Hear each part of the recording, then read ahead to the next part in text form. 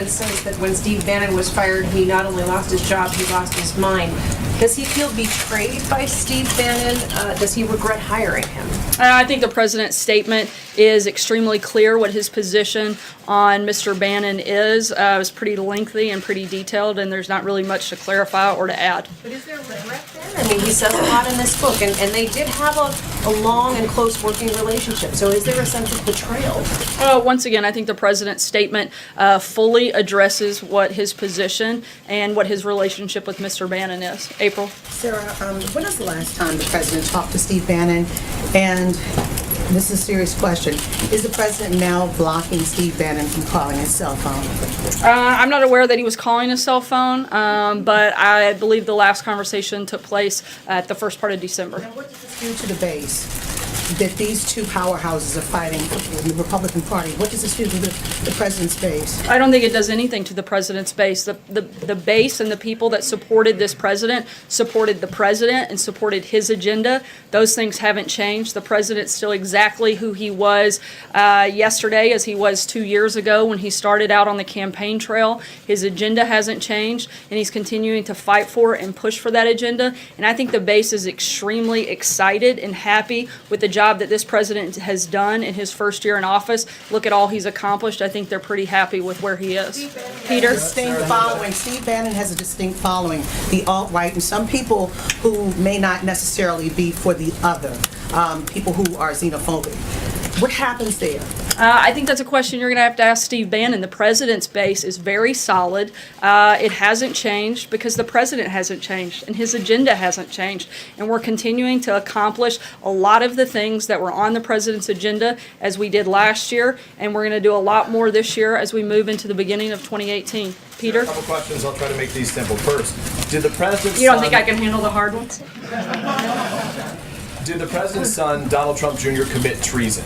I think that is a ridiculous accusation and one that I'm pretty sure we've addressed many times from here before. And if that's in reference to comments made by Mr. Bannon, I'd refer you back to the ones that he made previously on 60 Minutes, where he called the collusion with Russia about this president a total farce. So I think I would look back at that. If anybody's been inconsistent, it's been him. Certainly hasn't been the president or this administration. So to follow up on that, did the president meet any of Donald Trump Jr.'s guests at that June 2016 Trump Tower meeting on that day? As the president has stated many times, no, and he wasn't part or aware of that. John Decker? If I can ask you, after the tweet about nuclear threats, the nuclear button tweet, should Americans be concerned about the president's mental fitness that he appears to be speaking so lightly about threats regarding the nuclear button? I think the president and the people of this country should be concerned about the mental fitness of the leader of North Korea. He's made repeated threats. He's tested missiles time and time again for years. And this is a president who's not going to cower down and is not going to be weak and is going to make sure that he does what he's promised to do, and that's stand up and protect the American people.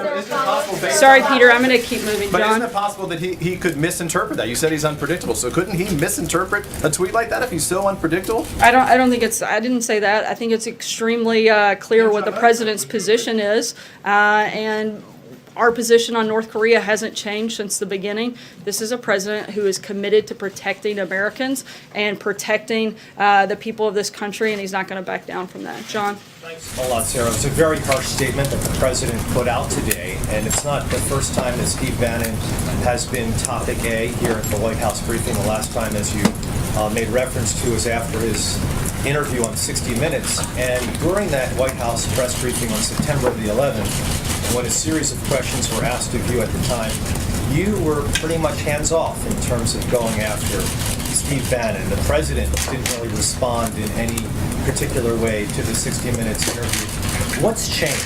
What's changed between then and now after the interview that he apparently did with Michael Wolff for his book?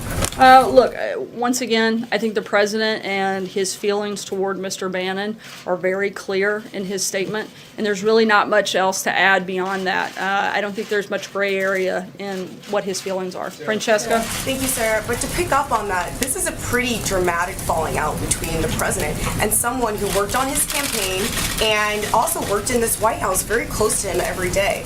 And so I think everyone is wondering what led to this quite dramatic falling out, and was it the loss of Roy Moore in that Senate race that was mentioned in the statement? You mentioned that they had last talked in early December. Is this a direct response to Steve Bannon calling the president's son unpatriotic and saying that he committed treason? I think there are a number of factors that played in. I would certainly think that going after the president's son in an absolutely outrageous and unprecedented way is probably not the best way to curry favor with anybody. Ashley?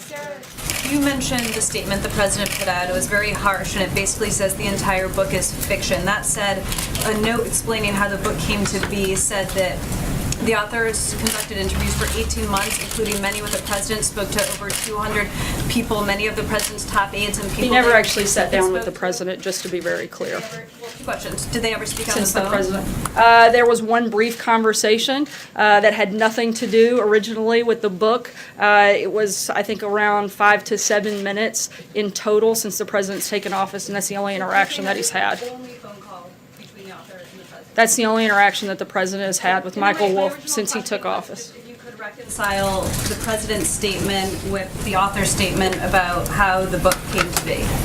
I'm not sure what the author's statement is on how the book came to be. I know that the book has a lot of things so far of what we've seen that are completely untrue. You have many people that have quotes that are sourced to them that are now coming out publicly and saying that those things are not true. And so I can't speak to what the author's comments were. I can only speak for the White House. Darlene?